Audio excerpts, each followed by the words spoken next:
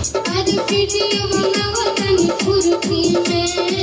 लेके जवानी तुझे फुर्ती में वीडियो बनाओ तनी फुर्ती में लेके जवानी तुझे फुर्ती में फूल है गुलाब सुगंध लेके फूल है गुलाब सुगंध लेके अब बहू है बड़ी पत्नी है गरीब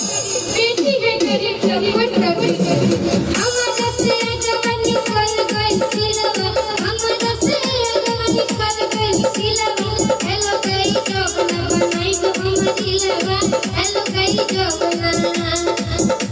हेलो गई जब ना बनाई तो हमारी लगा हेलो गई जब ना बनाई तो हमारी लगा